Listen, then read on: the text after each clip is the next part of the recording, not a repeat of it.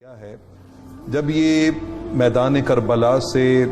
ایوان شام اور پھر ایوان شام سے واپس مدینہ منورہ میں جب یہ قافلہ پہنچا ہے تو وہاں پر مدینہ طیبہ کی گلیوں میں اور ان ہواؤں اور فضاؤں میں جو جملے گونج رہے تھے نا، ایک دفعہ تو وہ جملے گونجے تھے نا، طلع البدر علینا من ثنیات الوداع، لیکن آج جو مدینہ طیبہ کی فضاؤں میں جملے گونج رہے تھے وہ امت کو قیامت تک یاد رکھنے چاہیے۔ ہر ایک کی زبان پر تھا، ماذا تقولون ان قال النبی لکم، اے لوگوں قیامت والے دن جب آقا علیہ الصلوۃ والسلام نے اس واقعے کے بارے میں تم سے پوچھا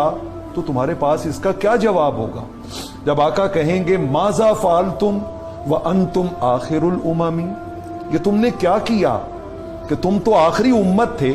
اور میں تمہیں بار بار یہ کہہ کے آیا تھا اذکرکم اللہ فی اہل بیتی، اذکرکم اللہ فی اہل بیتی، اذکرکم اللہ فی اہل بیتی،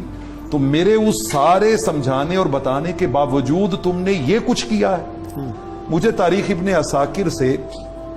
وہ جماعت صحابہ یاد آ رہی ہے جو ملک روم میں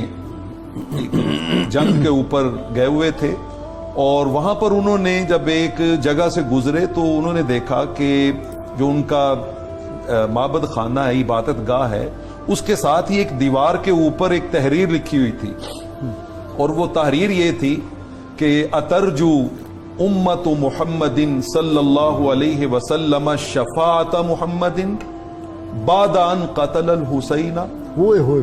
حسین علیہ الصلوۃ والسلام کو شہید کرنے کے بعد بھی کیا امت اس بات کی امید رکھتی ہے کہ اسے حضور علیہ السلام کی شفاعت ملے گی؟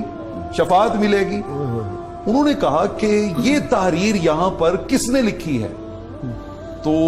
وہاں کے جو عیسائی علماء تھے انہوں نے کہا اللہ کی عزت کی قسم یہ تحریر اس دیوار پر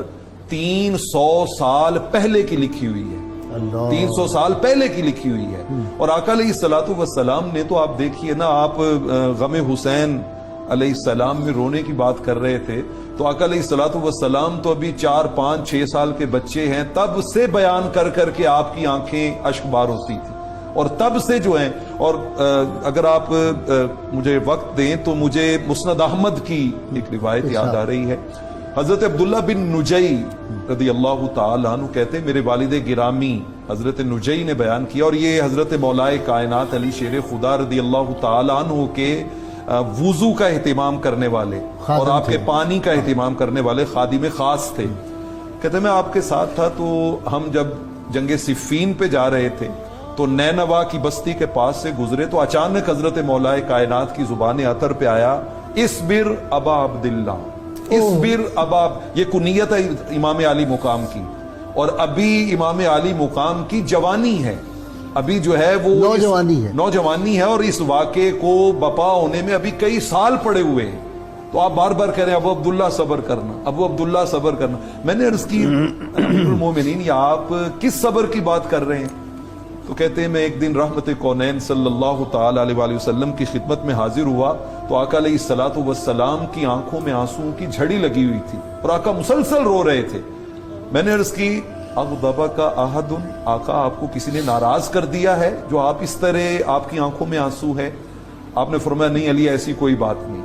میں نے عرض کی حضور ما شان عینیک تفیضان، پھر یہ آپ کی آنکھوں میں مسلسل آنسو کیوں بہ رہے ہیں؟ تو آقا علیہ الصلوۃ والسلام نے فرمایا کہ علی ابھی جبرائیل یہاں سے اٹھ کے گئے ہیں اور انہوں نے مجھے خبر دی ہے کہ میرے نور نظر لخت جگر حسین کو فرات کے کنارے میں شہید کر دیا جائے گا۔ اور آخری جملہ اس کا بڑا خاص ہے جس سے مطلب سمجھ آتی ہے۔ آقا نے فرمایا لم املک عینی ان تفیضا، فرمایا یہ آنکھیں میرے کنٹرول میں ہی نہیں ہیں،